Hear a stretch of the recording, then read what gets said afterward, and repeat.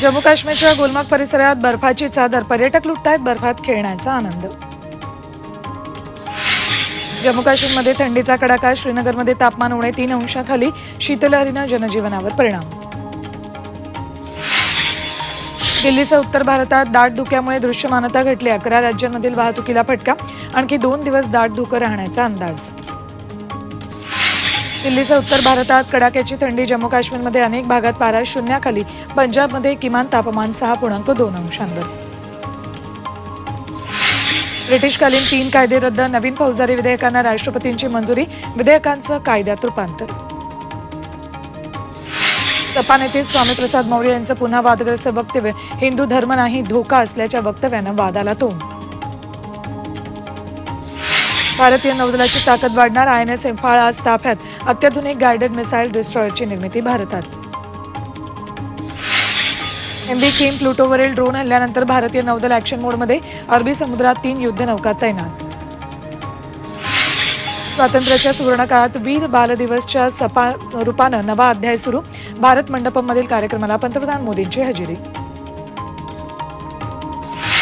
मेडिक्लेमसाठी आता 24 तास हॉस्पिटलायझेशनचा नियम बदलण्याच्या हालचाली, सरकारची IRDAIशी चर्चा सुरू। JN1 रुग्णांचा देशातला आकडा 63 वर, तर गोव्यात JN1चे सर्वाधिक 34 रुग्ण। मुंबईत आढळणाऱ्या कोरोना रुग्णांमध्ये सर्दी, ताप, अंगदुखीची लक्षणं, नव्या व्हेरियंटला घाबरू नका, मात्र सतर्क राहा, तज्ज्ञांचा सल्ला।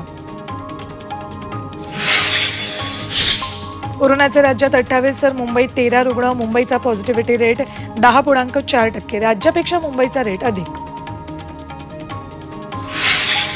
चेन पुलिंगमुळे 1075 रेल्वे गाड्यांना विलंब, 793 प्रवाशांवर कारवाई, लाखोंचा दंड वसूल।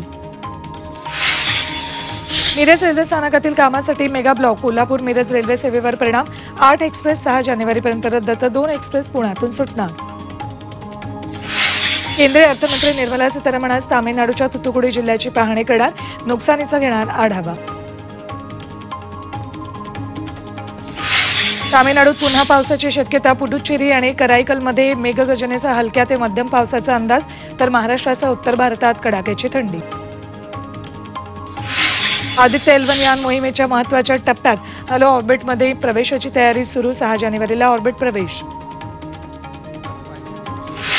अमृत भारत ट्रेनला AC आणि नॉन AC कोचेसही असणार, रेल्वे मंत्र्यांची माहिती। अयोध्येवरून पंतप्रधान दाखवणार हिरवा झेंडा। अयोध्येतील तात्पुरत्या मंदिरातील दर्शन पूजा 20 जानेवारीपासून बंद, प्राणप्रतिष्ठा सोहळ्याची जय्यत तयारी सुरू। कोळशावर आधारित 91 मेगावॅट क्षमतेचे नवे औष्णिक ऊर्जा प्रकल्प उभारण्याचं केंद्राचं नियोजन, 7.28 लाख कोटींची गुंतवणूक अपेक्षित। युद्धावरून पंतप्रधान नेत्यानाहूंना देशातच वाढता विरोध, संसदेतील भाषणादरम्यान पोलिसांच्या नातेवाईकांचा हंगामा। स्पोर्ट्सवेअर नायकीमध्ये कर्मचारी कपात, खर्चाला लगाम घालण्यासाठी ऑटोमेशनचा पर्याय। पाकिस्तानात पहिल्यांदाच हिंदू महिला निवडणुकीच्या रिंगणात, डॉक्टर सवेरा प्रकाश यांनी भरला अर्ज, पाकिस्तानात 8 फेब्रुवारीला निवडणुका। सालारची बॉक्स ऑफिसवर तुफान कमाई, लवकरच 500 कोटींच्या क्लबमध्ये।